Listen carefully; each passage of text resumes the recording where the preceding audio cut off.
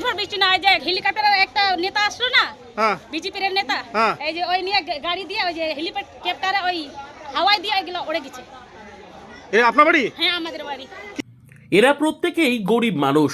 ভোটের উত্তেজনা নেতা বা রাজনৈতিক কর্মীদের মধ্যে থাকলেও এদের চিন্তা দুবেলা খাওয়ার জোগাড়ের জন্য। বিজেপির শ্রমিক ভট্টাচার্য এসেছে, তবুও তার নাম বলতে পারলেন না। শুধু বুঝলেন কোনো এক হেলিকপ্টারের হাওয়ায় তাদের মাথার ছাদটাই উড়ে গেছে। ঝড় বৃষ্টি না, যে হেলিকপ্টারের একটা নেতা আসলো না, হ্যাঁ বিজেপির নেতা, হ্যাঁ। এই যে ওই নিয়ে গাড়ি দিয়ে ওই যে হেলিকপ্টারে ওই হাওয়ায় দিয়ে এগুলো উড়ে গেছে। এটা আপনার বাড়ি? হ্যাঁ, আমাদের বাড়ি। কি ক্ষতিগ্রস্ত হয়েছে? ক্ষতি তো এই যে বাড়ি ঘর আর ওই যে ছিল আমাদের, মানে সব মানে বাড়ি ঘরে তীরে চালটা উঠে গেছে? হ্যাঁ ওই যে উড়ে গেছে, তো দেখেন ওইদিকে আরো আছে। ভোটের প্রচারের ঝাঁজ বেড়েছে উত্তর দিনাজপুরে।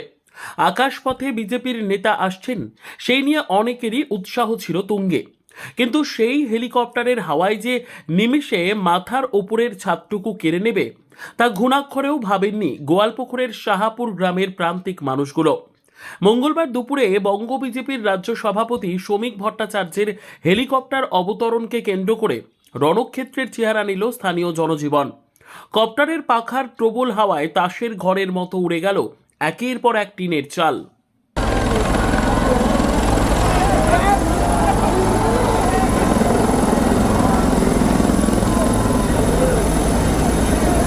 এটা হেলিকপ্টার দিয়ে ভাঙছে।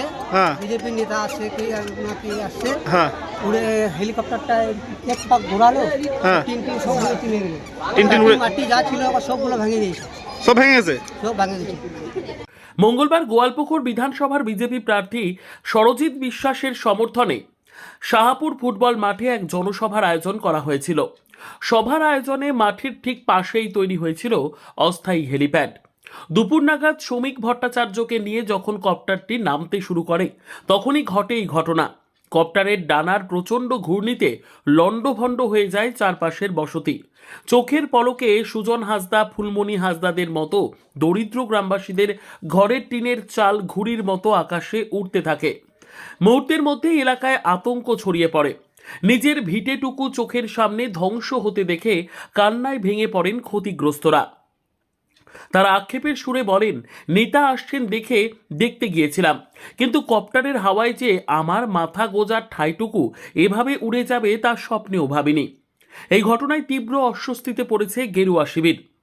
ইতিমধ্যে মাইকে ঘোষণা করে দিয়েছি, যে বাড়ির ক্ষতি হয়েছে আমরা দেখেছি, সেই বাড়ির ক্ষতিপূরণ, পর্যাপ্ত ক্ষতিপূরণ দেওয়ার জন্য আমরা মাইকে ঘোষণা করেছি। যেটা মাইকে ঘোষণা করাটা হয়তো ঠিক নয়, তা সত্ত্বেও ওই পরিবারে যারা আছে তারা হয়তো দুশ্চিন্তায় আছে, যেহেতু তাদের সঙ্গে আমাদের এখন সরাসরি সম্পর্ক করতে পারিনি, তার জন্য আমরা মাইকে বলতে বাধ্য হয়েছি। খবর পেয়ে ময়দানে নেমে পড়েন স্থানীয় তৃণমূল প্রার্থী তথা হেভিওয়েট নেতা গোলাম রব্বানী। তিনি ক্ষতিগ্রস্ত পরিবারগুলোর বাড়িতে গিয়ে তাদের পাশে থাকার আশ্বাস দেন।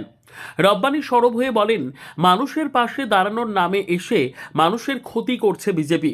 এই গরিব পরিবারগুলোর দায়িত্ব প্রশাসনকে নিতে হবে। আমরা উপযুক্ত ক্ষতিপূরণের দাবি জানাচ্ছি। এটা তো বিজেপিকে তোমাকে প্রশ্ন করা উচিত। আমি তো এসডিও কে বলে দিলাম, বিডিও কে বলে দিলাম, ডিএম কে বলে দিলাম। এমসিসি না হলে আমি এবার যতটুকু হতো আমি করে দিতাম। তাও কয়টা এনজিও কে বলেছি আমি করার জন্য, ভাই তোমরা তোমার এনজিও ফান্ড থেকে তোমরা করে দাও, আমাদের অফিসার আসবে, রিলিফ ফান্ড দিয়ে যাবে। প্রধানকে বলেছি আমি, আমার যদি হয় তো এখনই আমি দিতে পারি, কিন্তু এমসিসির হতারে পড়ে যাবো, যার জন্য আমি দিতে পারি না। ভোটের মুখে এই কপ্টার বিপত্তি এখন গোয়ালপুকুরের রাজনৈতিক চর্চার কেন্দ্রবিন্দু। বিষয়টি নিয়ে বিজেপি ঘরোয়াভাবে ড্যামেজ কন্ট্রোলে ব্যস্ত থাকলেও তৃণমূল এই ইস্যুকে হাতিয়ার করে সাধারণ মানুষের আবেগকে স্পর্শ করতে চাইছে। মাটির ঘরের আর্তনাদ শুনে রাজনৈতিক নেতারা কি করবেন, এখন সেটাই দেখার বিষয়। Bureau report, digital news Bangla.